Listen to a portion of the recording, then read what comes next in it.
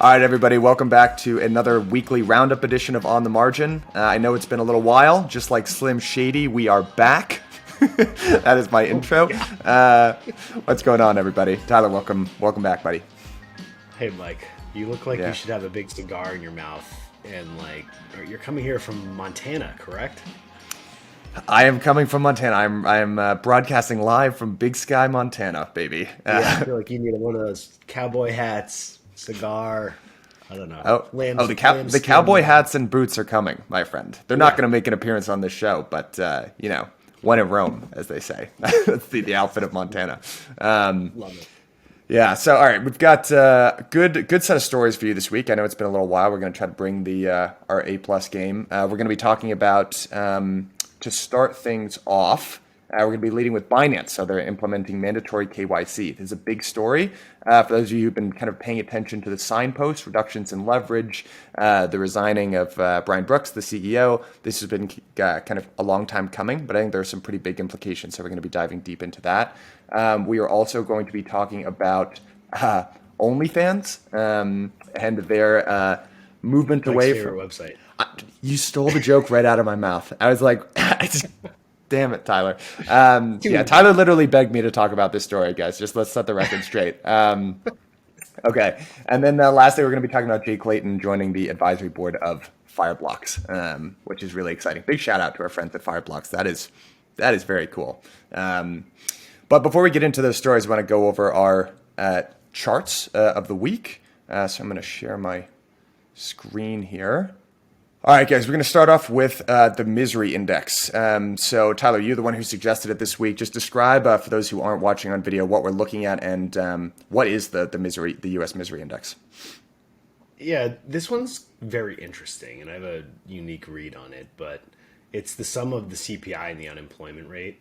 And you see when it spiked back in April of 2020, mid-pandemic, and the Fed basically... obviously kept the spigots open. Fiscal started playing a bigger role in policy, and I think what we're going to see is the taper that they're all talking about is they're not going to go through with it.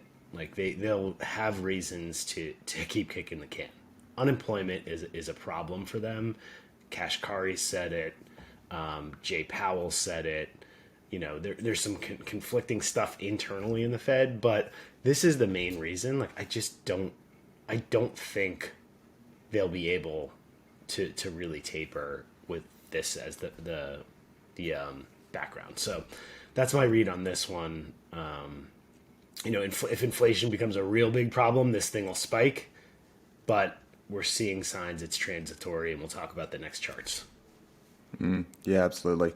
I guess, if you were to read just the headlines coming out of the FOMC meeting this week, you would say, hey, it's looking like tapering is going to happen later this year. But that's not really what markets are saying. And I guess your analysis of this index kind of backs that up as well. Yeah, who knows what the market's paying attention to now? There's too many levers to pull. You're dealing with policy, you're dealing with the Delta variant, you're dealing with, Afghanistan. So, and China is now playing a bigger role in US monetary policy with them delevering. So, who knows what's really driving this? The bottom line is I think they need to keep nominal growth rates high. That will have to be incentivized by monetary and fiscal policy in MMT background, and they're going to keep it going indefinitely, in my opinion. Transitory inflation. I think we are in a secularly inflationary environment. Did we have a high spike in the growth rate of inflation? Yes, and will that come down to higher than 2%? I still think so, but we're going to see a little pullback here because China is a big part of the global economy. Yeah. I think, keeping in mind what the Federal Reserve is obviously an important mission right now, the Federal Reserve, which is to protect asset prices. And in this case, that means basically elevating the S&P and equity markets in general. When I see Delta kind of coming down the pike, it's just really hard for me to imagine them tapering in that scenario. And I think, we were kind of talking before this. It looks like actually you're getting kind of mixed signals from different Fed governors, right? So Bullard said something kind of different than, how do you pronounce his last name? Kaskrashahi. It seems like there's kind of dissent. Kashkari, yeah, Jesus. It seems like there's kind of dissent internally there as well. But Yeah. I don't know. It's just hard to imagine. I think if you look at different stuff, like if you look at the Baltic Dry Index, straight line up, hasn't pulled back at all. And so like there's real inflation in certain pockets, and then there's transitory inflation in others. So like lumber is back below where it was before. And so you have those, it depends on what you're looking at, really. But I think on the whole, the main policy response is we want nominal GDP growth to keep going no matter what. And otherwise the system kind of unwinds. So because we're just starting to get into inflation here, which has been the topic du jour for basically a year. So you also suggest this next chart, Tyler, which we're looking at inflation expectations right now from 1995 to present. So tell us what we're looking at here. So this is just, we saw, inflation had a big spike after COVID, and now inflation is pulling back. The inflation expectations are pulling back, and I think this will be the main reason why the Fed can keep going with what their policies are on the QE side. Is like if that really dips below zero, you're heading into a 2008 2012 type scenario, right? So how do you taper and tighten if everyone is already kind of like pricing in like deflation in the future? So I think this is a really prescient one. Yeah, no, I think it's a good one. I think, this narrative has kind of been emerging, but I do think, people are looking at a lot of these price hikes, and they're kind of pointing to the rising price of lumber and look at how long it takes to build a house these days, and used cars and all of that kind of stuff. And there are different types of inflation, right? There's supply and demand driven inflation, and a lot of the recent price hikes, and frankly, a lot of the like news bylines and stuff everyone was focusing on, that was because of temporary supply bottlenecks. So in one very important sense, I do think the Fed was correct, right, about a lot of those signs being transitory. And I do think actually Powell got kind of roasted for basically saying, yeah, these prices don't really matter. It's more about the rate of inflation. But he is right about that. It's the rate of inflation that you need to watch. But I think what you've been saying, and tell me if I'm misinterpreting your thoughts here, and what I'm kind of just picking up, listening to a bunch of different people, is so there's kind of that temporary supply side inflation, which maybe the Fed was right and it is transitory, but just we are heading towards an environment that looks much more like secular inflation, which doesn't necessarily have to do with these shortages and temporary supply chain driven issues, but it's just straight up like the amount of M2 and credit creation, money creation that's going on. So, it is kind of interesting to see this. Driven by fiscal policy is the backbone. It's like, I think you really need to incentivize nominal growth rates, and fiscal does that. Yeah. And it puts money in the pockets of the middle and lower classes rather than just QE. Doing QE by itself just raises asset prices, creates balance sheet expansion, and that, I guess, like refinancing mechanism that the 1% gets a benefit from. Yeah, absolutely. All right, let's talk about this, the G5 credit impulse. So this is a chart coming to you from, he goes by Macro Alf on Twitter, but his name is Alfonso Picatiello. We're kind of looking at this metric that he created, the G5 credit impulse, and the Russell 2000 year returns. So Tyler, what are we looking at here? We saw peak QE. That's what Mike Howell called it, from Cross Border Capital, where you had fiscal, you had QE from every global bank in overdrive after the pandemic, and that's that giant spike up. And now what you're seeing, I think mainly, in my opinion, is there's something going on in China.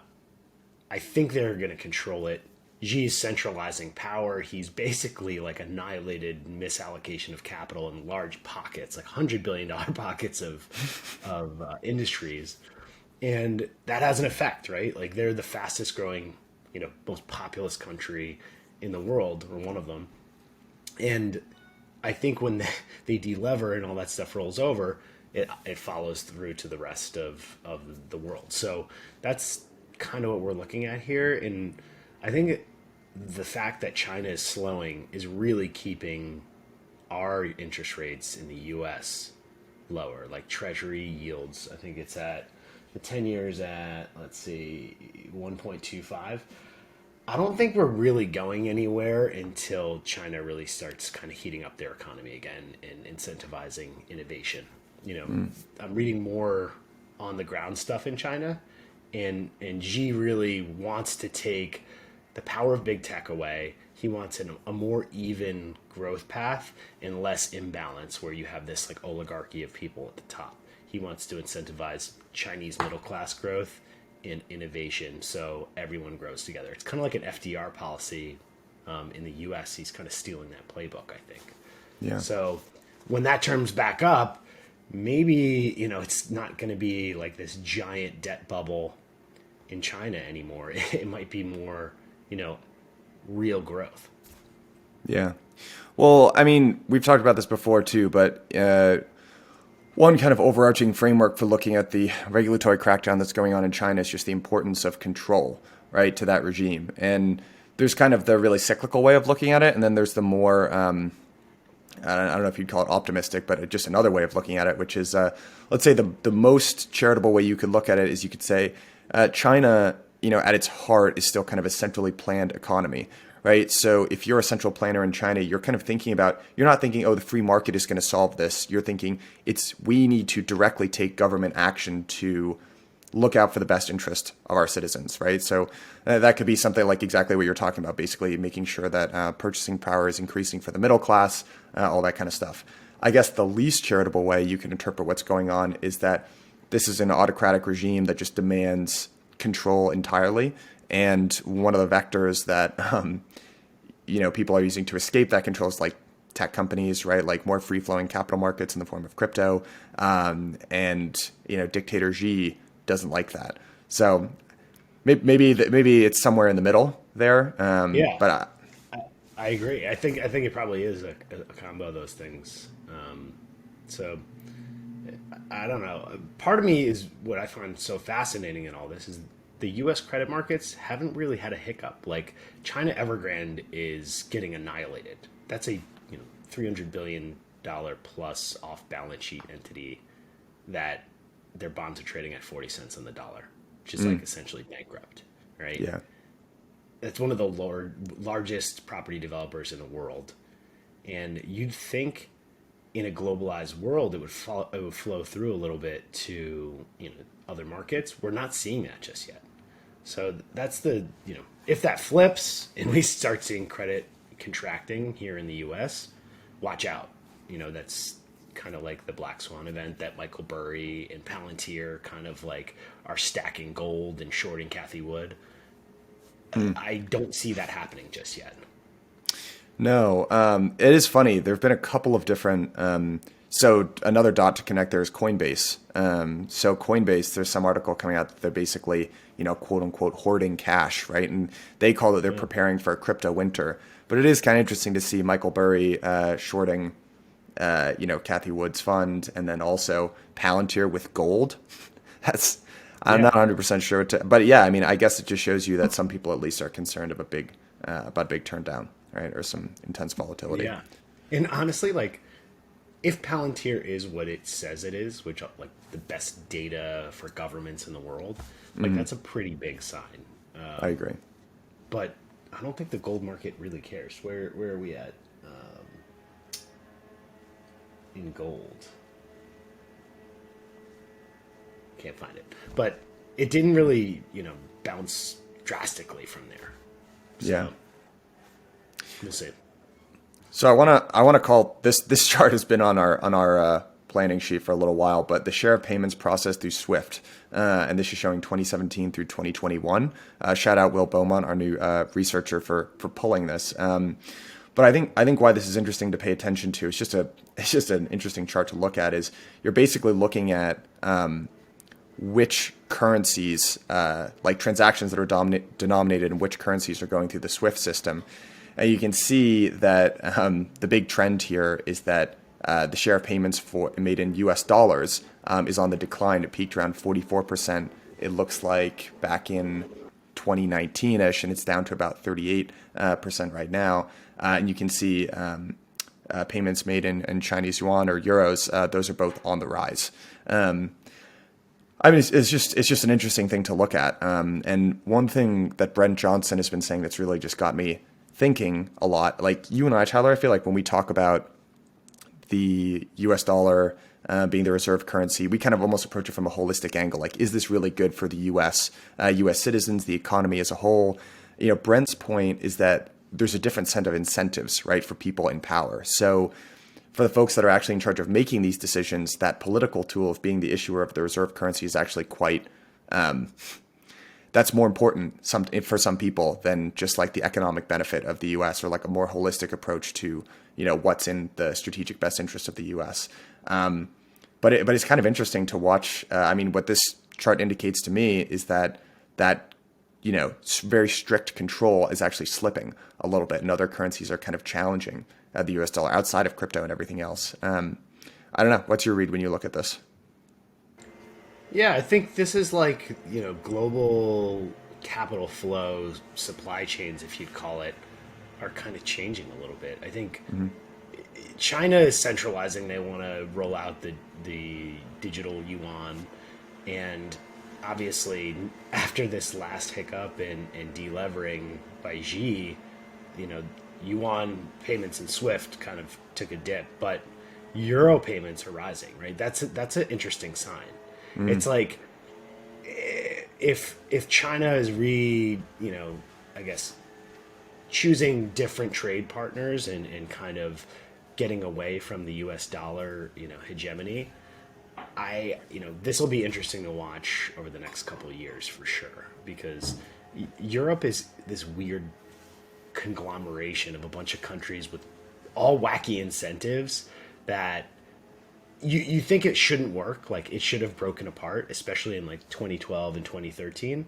But like, in some ways, because of that like cluster of weird botched incentives, it almost creates like a kind of harbor for China to use as, like, I guess, payments, if that makes sense. It like they'd rather align themselves with Europe because they're so much bigger and they can take advantage of that rather than the U.S. payment system. So yeah, we'll keep watching this one. Yeah, for sure. And then this last chart I threw on here was just pretty interesting. This got shared in The Economist. You know, I'm not actually sure what the data is to support this, but basically what we're looking at here is just working age population demographics, and we could go all the way back to 1950. So we're looking at China, Japan, the United States, and the EU. This chart paints a pretty dour picture for basically everyone outside of the US. So you'll see like China, European Union, Japan, that working age population is actually increasing from about 1950 to 2000, and then it's projected to just continue to take a big dip, and that applies for every country except for the US. So, you know, I guess just looking at this graph on its face, this actually paints a pretty bullish picture for the US, just based on from a demographics perspective. I don't know. Do you have any special thoughts or take on this? Yeah, you know what's funny is I think like 2 or 3 weeks ago, Xi basically took out, you know, you can have more kids now in China, and also is starting to actually give subsidies to Chinese families for childcare. And I think he knows that this is an issue, especially with a highly indebted economy. You need population growth to sustain those interest rate payments, right? And so you're going to see more of this from governments. Like, it's the Biden family plan. I get paid $333 a month for my 2 kids. It just ends up in my checking account now in the U.S. Believe it or not, I bet you didn't even know that. I did not. Yeah, pretty crazy, right? And That's pretty wild. that's part of the fiscal stuff, and I think that's half of it too. I think it's 600 with 2 kids under 3. So my point being is, like, all these policies are highly stimulative for family creation, because the debt rates are incredible, right? Like, you need nominal growth. So we're going to throw all sorts of fiscal at it. You're probably going to see that from the European Union, China, and Japan. I'm surprised Japan's not doing more because they're really bearing the brunt of it. Yeah, it looks like Japan kind of peaked even earlier back in. It looks like really late '90s or early 2000s, based on this chart. Yeah. So yeah, it's tough. I mean, different people have different perspectives on what goes into structural growth. I mean, it seems like a lot of people, at least in crypto, tend to ascribe a lot of impact to technology and technology gains and kind of the impact that that has on jobs and wages, et cetera. But I mean, it really, the more I kind of look into it, it just more looks like, demographics is such an important component. So yeah, I think this is definitely something to watch for sure. Howdy guys. Excited to talk to you a little bit about this week's sponsor, Matrixport. If you're like me, you're trying to figure out how can I make my crypto go as far as it possibly can. Well, Matrixport makes it really easy to do the simple stuff like just buying and trading, and you're holding your crypto on a secure platform that you don't have to worry about. But they also help you take that next step to doing things like getting loans against your crypto or earning yield on it. Let's talk about the yield part, because for me, that earn feature is the most interesting thing that they do. Number one, first step, you can start earning up to 30% APY on your USDC deposits. That's about 29.99% more than if you just kept those funds in a bank account. Talk about a no-brainer. Number two, their team walked me through this. They have made accessing DeFi easy. And guys, I am telling you, I am the biggest Luddite on the face of the earth. If I can understand this stuff, then I promise, so can you. So don't wait. At least go check them out. Click the link at the bottom of this episode. Thank me later. All right, let's get into stories of the week here. So kind of kick it off with Binance. So Binance, this is actually really big news, because especially back in, right now there's a lot of attention being paid to SBF and FTX and everything, but the original executor, like just nonstop executing machine that could not be stopped, was CZ back in 2017, and they just like ate the competition. They were just this unstoppable wrecking ball. Everything they did hit, perfect execution, unstoppable. So today, Binance announced that they're implementing mandatory KYC requirements. So basically, all users, they need to complete intermediate verification amid mounting compliance pressure from worldwide regulators. Binance has said that the move comes as it reviews its products and services on an ongoing basis to, quote, determine changes and improvements in light of evolving global compliance standards. Another important thing to point out is that Binance further reduced the daily withdrawal limit for non-verified users. So the maximum that you used to be able to withdraw was 2 Bitcoin. Now it is 0.06 Bitcoin. It's pretty large delta there. And then I actually want to just reference this tweet from Jake Travinsky, because I totally agree with it. So he retweeted CZ saying that mandatory KYC is coming for all Binance services. Jake Travinsky tweets, context, BitMEX announced mandatory KYC in August 2020. 2 months later, criminal charges were filed. So I'm not going to say he's making a prediction, but that definitely is some super important context. I don't know, Tyler, what do you think? I gotta think CZ already knows about BitMEX and what happened there. Like, you'd think a guy that smart would be like, okay, here's the liability part, and here's what could happen. But how else do you have to tear off the Band-Aid at some point and go legit, I guess, when regulation is coming. Like, no matter what you think, and like, I know the free market libertarians are like, we don't need the government, etc. But like, it's in the interest of the U.S. to kind of put it alongside the U.S. dollar at this point, and you're better off with that than having 100 different countries regulating it. You can just use the U.S. as the backbone.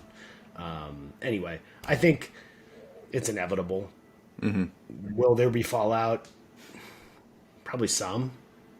I think he's pretty much been an open book since he's like, help me get this regulated, right? Like, he's said that for a couple months now. Mm-hmm. Like, how can I be more transparent? And I think that's the right move, even if it's 2 steps back, 3 steps forward. What about you? Yeah, I guess I kind of. So I guess the analogy that I use in my head is back in 2017 when there were all those ICOs that were happening. All the lawyers, very popular for lawyers in the space at that time to say, hey guys, this is not going to stand. The SEC is going to crack down. They're going to put a stop to this entire party, yada, yada. People are going to go to jail, etc. And they were kind of right and kind of wrong about that because there have been a lot of enforcement actions. People have needed to pay fines. There have been a couple criminal complaints, so against XRP or Ripple, but honestly, it doesn't look like those guys are going to go to jail because of it. And at the end of the day, ICOs were kind of the precursor to these token launches that are going on in DeFi right now that are very successful, and people are finding out a way to do it in a compliant way. So Yeah. in one like really important sense, those lawyers were right, but in another probably more important sense, they were wrong. So people have been talking about regulatory crackdown on Binance and other exchanges like this for a long period of time. I think if you had a pragmatic approach to the space and just how regulators work in general, this shouldn't come as a massive surprise. And frankly, like, look, if retail users can't get 100x leverage on these exchanges, it's just like not that great of a loss, is it? like, I think the more interesting question to ask actually is how this will, what will the impact of this be on decentralized exchanges in general? And these kind of back end, just open source software like Uniswap and SushiSwap. I think what like if we start to see volumes pour out of these centralized entities and into decentralized ones, like signpost right there, as Luke Roman likes to say, signpost. Yeah, I think that'll be really. What about the DeFi? They made a comment on DeFi like yesterday, the SEC, on how money, if money's going through there, he related to like Lending Club and these pass through entities that inevitably got regulated too. I gotta think that's coming, even though like how can you regulate it? Like I don't know, but we'll see. We'll see. Yeah, I gotta think something's gonna happen there. I have Not no. that I want it to. No, me either. No, me either. I don't really know. On the one hand, Gary Gensler strikes me as a guy who, I mean, he understands this space. In fact, if you, that could actually be more damaging is to have someone that actually understands what's going on in that regulatory seat. But I don't really know how to interpret this whole like there's going to be a tough cop on the beat type thing because maybe the most charitable way of interpreting that is like that was always going to happen. The space was always going to get regulated, and by having someone who is favorable to the space but is like, guys, we got to find a way to start integrating this. Maybe that's positive. I think we're heading towards an inflection point, basically. The US, in my opinion, our business model, if you could ascribe a business model to a country, is we encourage innovation and then we make sure that we get our slice of it, right? That's like what we do. So I think you just need to be super, super careful about regulating this stuff away. Ultimately, I think the US could do that. If they just had draconian regulations that came down on DeFi and stablecoins and that kind of stuff, I think they could probably put like a 10-year delay in all of this stuff. And maybe that's how politicians think. I don't know. But I don't think you can stamp it out entirely. I don't think we will either. I don't think we will either. But you got guys like Mark Andreessen who literally built the 21st century economy. I mean, he's front facing, raised the $2 billion fund. He's calling all the legislators personally and basically saying, listen, do you guys want negative nominal GDP rates? Okay, then regulate it. But like, cannabis is going to be legal. Crypto is mostly going to be legal. Like, baby boomers saturated this thing in such debt.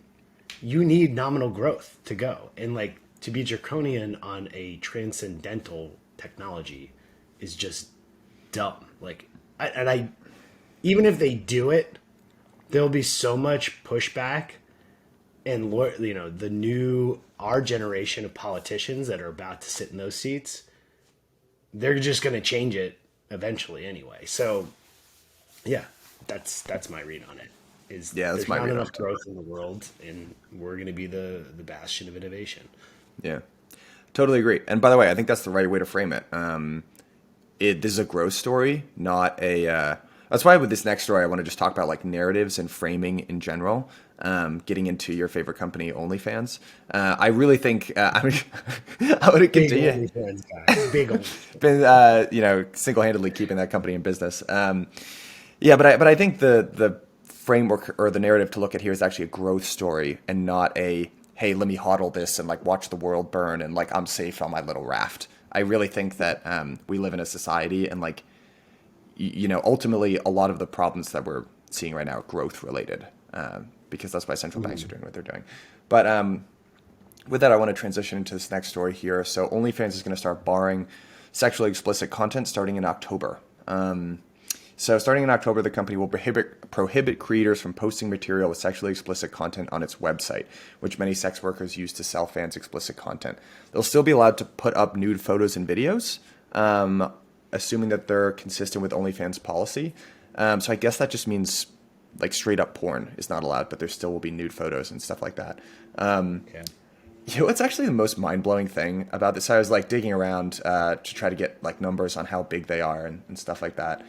So OnlyFans has 130 million customers worldwide. Which is just... That is... I mean, those numbers are so disappointing for humanity. I mean, Dude. I'm not... like, are people going to procreate? Wait, just look at these numbers though. So it's 130 million accounts worldwide. To give people some context for that, that's only 70 million less than Netflix, and it's growing way faster than Netflix. So here are just some stats. So gross merchandise value in 2020 was 2.2 billion. In 2021, it's 5.9 billion. 2022 is projected 12.5 billion. Net revenue during that same period of time, 375 million in 2020. 2021 is 1.2 billion. 2022 is 2.5 billion. And here's the kicker. Free cash flow in 2020, 150 million. 2021, 620 million. 2022, $1.2 billion. What valuation, Tyler, just what valuation would you ascribe to a tech, like, if this wasn't OnlyFans, you have a company that's growing revenue, that's in the billions, at like 4x, it's cash flow positive. What would you ascribe that multiple? Like, how would you value that company? Who knows? I mean, it's just enormous. And what's crazy to me is like, they're doing this for access to the banking system. So it's a platform company that wants access to the centralized ecosystem. And I think you brought up Edward Snowden, his tweet on this, which said something along the lines of Bitcoin fixes this, right? So the reason that we're talking about this, the reason why I feel like this is actually relevant for our industry is because, Edward Snowden basically retweeted this announcement on Twitter, said Bitcoin fixes this. And it's been kind of all over Twitter, people saying, when are we going to build the decentralized part of this? And the thing that we didn't talk about yet is the reason why OnlyFans is shifting away from this kind of pornography type content is because of pressure from their banking and payments partners. So, I mean, I don't know how many folks, like Nick Carter talks a lot about Operation Choke Point. I feel like folks should get educated about that. It's really interesting. It was basically an operation that was encouraged by the U.S. government where they basically kind of forced the banking system and this consortium of banks to not provide financial services, basic banking services, like literally checking account type things, to this whole wide range of industries. And they were, unsavory industries, right? It would be like payday lending, guns and, firearms, stuff like that. But it's kind of a slippery slope, isn't it? And it is funny, like OnlyFans is kind of a on-trend company. It's like sexual empowerment, all of that kind of stuff. So to me, this is an example of this is just it's a killer startup that you can make a lot of positive arguments for that's just getting shunted by the banking system. So within the larger framework of like, why are we talking about this show? A lot of on the show, generally when people connect Bitcoin and crypto and macro, they talk about Bitcoin. And there's that story that everyone's really familiar with at this point. It's a hedge against financial oppression, inflation, central bank profligacy, whatever it is. So basically people look at like interest rates and what Bitcoin is doing and say, this is the macro connection. But I think there are some other important signposts, right? If you and I are saying growth is at the center of what we're doing here, a lot of what's going on in DeFi is going to be highly influential, then I think people should look at where big centralized players are essentially abusing their power as macro indicators of growth in this space, right? So what are examples of that? I think what happened with GameStop and stopping trading, right, because of like central clearing considerations, that was a big macro indicator. And by the way, banks and brokers shifting to T+1 as of this week, right? So that's a big signpost. This is going to go down as a big signpost. You're essentially deplatforming a super, super successful unicorn startup, right? Because someone didn't like the industry that they're operating in. Shoot, I had another big one and I just forgot it. But I think Facebook. I think Facebook and all this stuff that they're getting about free speech, etc. There's no winning for them. They already know that. There's literally no winning. They're so screwed. This is a huge signpost for decentralized social media. So like, I just want to start, at least on this show, like framing the narrative that when you think about macro bullish indicators for this space, it doesn't have to always do with monetary policy, interest rates, etc. There are these other really important signposts that everyone should be paying attention to. Yeah. Pomp brought up in his newsletter today was like the Western Union stuff in Afghanistan too, as being huge for Strike. Like these are macro stuff that, Western Union shut down all access for Afghanis in the country. Strike can basically take the place of that and do it for free, essentially. And those are the types of things these big platform companies like Western Union, platform companies like Facebook, OnlyFans, they don't necessarily in 2 or 3 years, they're not necessarily going to have the control. They have the pricing power now. I'm kind of like ambivalent on the whole porn industry. I think it's sad that 100 million people pay for porn. It's like, what the hell? A lot of it's not actually porn, though. I will say, like the biggest creators, I forget. It's like I think all the largest creators on that site are not in any like not even sharing nudes or anything like that. It's like Cardi B and Trey Songz. I was just Googling it, but yeah. So they have a large non-nudity porn business too, but gotcha. Okay. Still, it's just crazy to me that like in this day and age, you can't see all that stuff coming in their competitors. Maybe it's just because they're trying to the legacy players like Facebook. They're just trying to like elbow competition out of the way as long as they can, even though like there are technologies that are literally disrupting this before our very eyes, and it's just a matter of time. Yeah, I agree with you. So I don't know. I mean, I kind of look at the stories. I agree. I think that's kind of the point, though, is that when you look at abuses like this, it's not going to happen to popular industries that everyone likes, right? I mean, it actually, if you look at the original industries that were targeted by Project Choke Point, it was like really insalubrious type industries. Like no one would put their hand up and say, no, I really think that, these industries should be protected. I think it's interesting to watch OnlyFans because, again, porn, it's like right on the line. They're not it's not really fair to classify them entirely as a porn business. There is something about like empowerment here, but it's like one shade lighter, so to speak. And then, it's just centralized, entities abusing control. I think that's why it's an important signpost to watch. So, and then so our last story here, we talked about this at the open. Before we go to the last story, what's really interesting now is that in 2017, we knew all the narratives like this behind the scenes, but now they're real companies that are built that are in competition with these platform companies.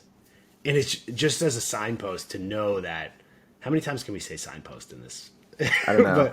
but to know that at least 5 or 10 more, I think. There's actually like that arb exists. Like Western Union and Strike now are like real players against each other, which will create like arbitrages for hedge funds to short Western Union and go long Strike. Like that will make the evolution and efficiency of DeFi and decentralized stuff a lot faster, right? Like Agreed. You could see Western Union die in 3 years. Like there's a chance, there, and all those narratives that were there in 2017, people kind of forgot about now. And so I wanted to highlight that.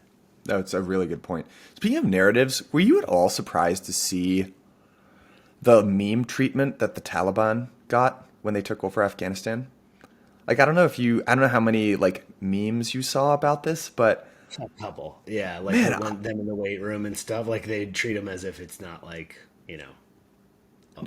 it was like there was one from like Borat, like when he's getting into the hotel and he's like, "Whoa, boy, look at this!" Like, and it's like the Taliban when they finally, and like it was. I mean, the tone of the memes were not like, "Hey, this is some tragedy, human rights thing. These are terrorists." Yeah. It was like, "Hey, this is kind of funny." Like, I don't know.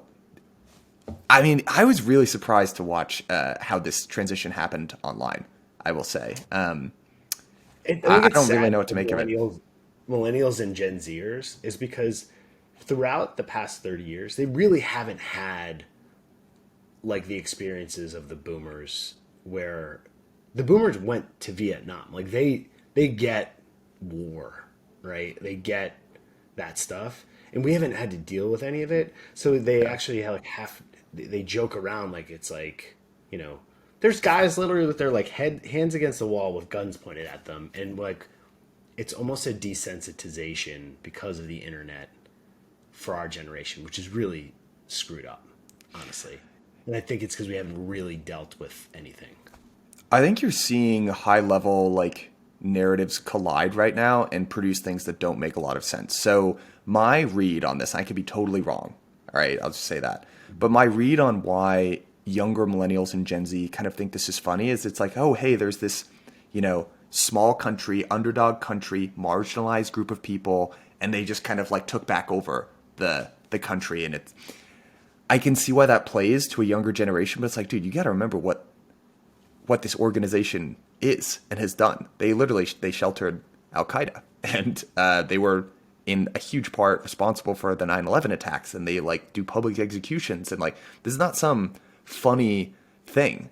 I've been pretty it is a generational thing. I was talking about this with my parents, and I was like, yeah, I've been kind of interested to look at like the meme treatment that they're getting, and my parents just think it's disgusting and it's terrible. I kind of agree I with think them. this goes into the bucket of like nihilism, where in part of, and this is to defend the millennials and Gen Zers, is that most of the people in power, if you look at all the things that they've been told, have been full of shit. Really, it's like whether it's Trump or Obama or Biden, like nothing or anybody at like a high big institution. Right. Personally, one of my notes this week is like it's about centralization rather than Hmm. anything else. It's like when you feel disenfranchised as a generation, you're like, what? Who cares? Because Hmm. like if you're in power and you're in leadership and you feel like your decisions matter, that's really when you care about stuff a little bit more. And there hasn't been that passing of the torch just yet. I think that's really the backbone of all this stuff. Yeah, I think that's fair to do it. Dimitri Kofinas actually corrected me the other day talking about going long volatility. He was like, you're actually looking at people going long convexity, like high payouts, and be willing to go off. I think it's just like, dude, a lot of people in our generation, it's hard to put into words, but yeah, there's just kind of a sense of, yeah, I think maybe disenchantment, disillusionment, not sure what the path is. And when you have a whole generation of people who feel like that, yeah, you get some wacky outcomes for sure. But Yeah. I do want to move Well, on to this next. dude, get this. Yeah. I'm 37, right? And not to sidetrack us, but like when Joe Biden was a politician, he was like leading, he was a senator at what, 33, I think? Hmm. How many peers do I know that are in like leadership positions? Like, not many. Like, Hmm. coming from, you'd think like the ones that I know are started their own companies, they're entrepreneurs, and they're not heads of big organizations. All these people that are still in power have been in power for like 30 years. When you think about it like that, the Well, you can average look age at, of the CEO keeps rising. It's like I 60 know, some. You know? I know. Like, I know they're not abdicating, and you can see where wealth is concentrated too. It's like all in that boomer generation. yes, so I think that tells a lot Honestly, about the memes. to also continue on this track of yours here, the one hot take that's been getting passed around that I totally agree with. I saw Novogratz tweet this like 2 years ago. I don't know if it was him who first started doing it, but it was like, I mean, I know the average age of a CEO is increasing, but still no one really gets to elected to be CEO of a Fortune 500 company after the age of like 60, 65, right? That's right about where it kind of tops out. These politicians that are running the country are 80 years old.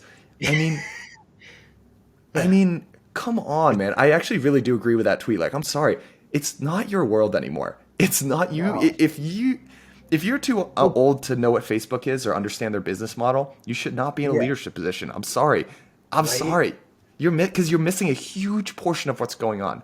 Like, And yeah, like, there's probably some sharp 80-year olds out there. I'm not knocking you, but like, en masse, come on, like it's kind of crazy. And Novogratz, I love the fact that he is actually talking about that. me too. It's important. It's really Yeah. important. I agree. Yeah, I'm not knocking. I'm not trying to knock either. I'm just saying, like, no one would be making the argument that, you know, you should be able to elect an 18-year-old or a 20-year-old, to a senator's position either. It makes sense, right? Like, it takes a little while for you to biologically build up, like, your risk management capabilities, like your brain and internal infrastructure to mature. At a certain point in people's ages, like that stuff deteriorates. And I'm not saying there aren't smart 80-year-olds, but I'm also saying, if you ask the average grand person, their thoughts on a lot. I'm thinking about my own grandparents. Love you guys, but I wouldn't want them making decisions for the country. Ted Cruz, like whatever you think about him, what he said in front of Congress is like, four people here understand cryptocurrency. Like, why are we regulating this? And like, how do you disagree with that? It's whether or not you like his politics, it's what he said right there is the epitome of what's going on in Congress because of the age gap. Is like everyone in our generation be like, yeah, let's do some work on this before, but like there it's just like let's shove the pork, just shove it in there, you know, just how it's been done.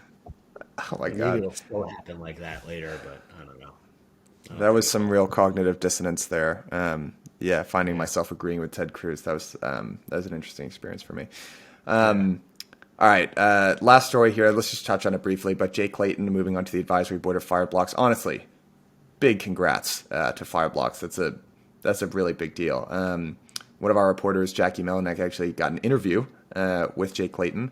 Very proud / somewhat jealous of her. I've been trying to do that for basically 3 years. So props to you, Jay Jackie. Melly.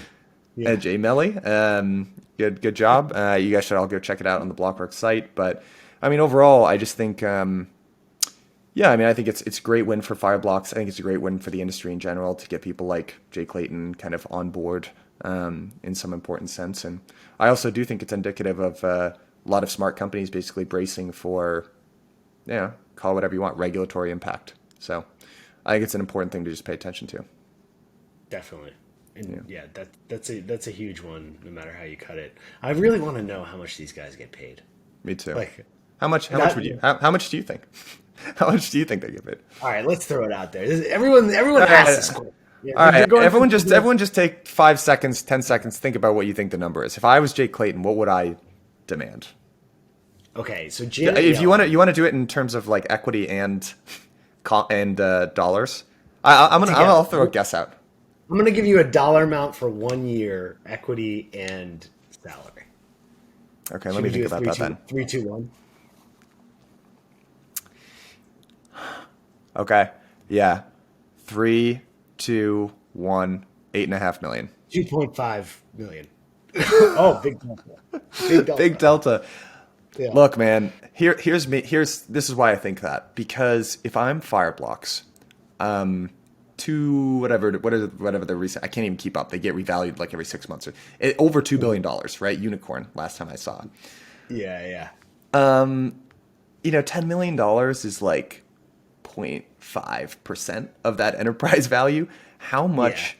How much of an impact do you think having Jay Clayton on that advisory board is?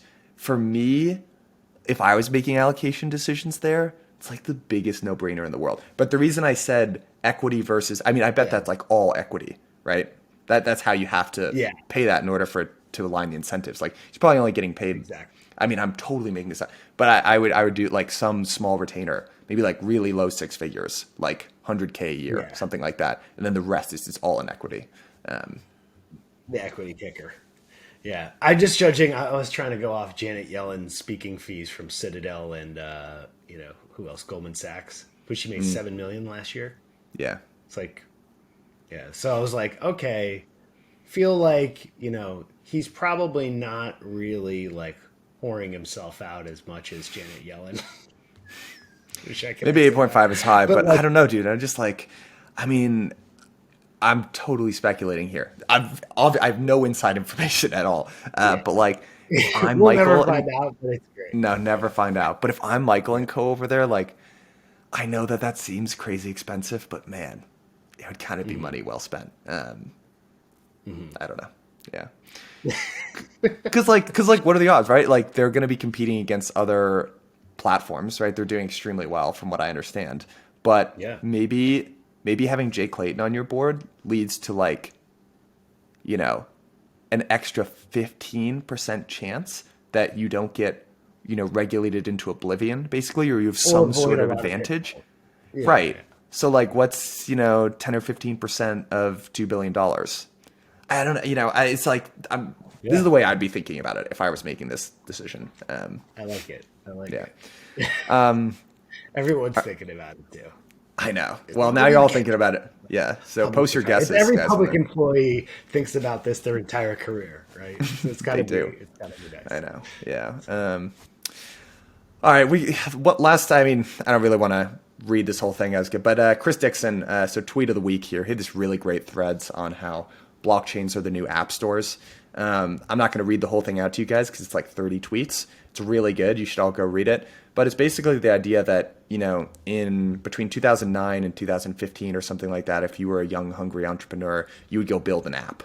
Like that's how you got these like, unicorns around that period of time, like the Ubers, etc.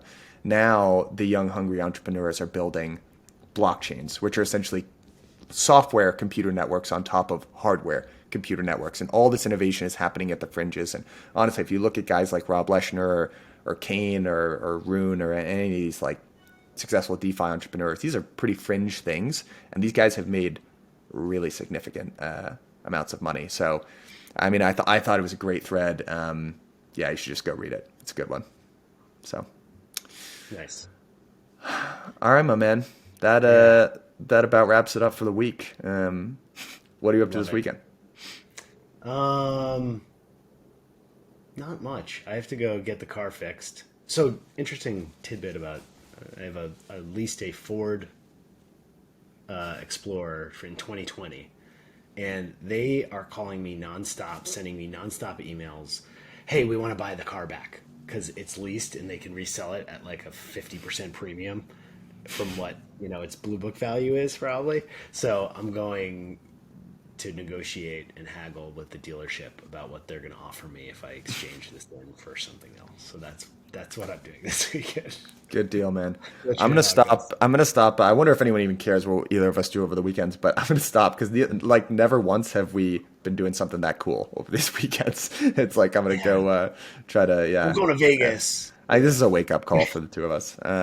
Yeah. I mean, I'm in Big Sky right now, so I'll probably go on a hike or something, play some golf. Yeah. But That's pretty it's not cool. like a I was race. gonna say, you get to say I'm not in bad. Montana. Yeah. That's awesome. Well, All right, enjoy buddy. it, dude. Good roundup. See you. See you next week.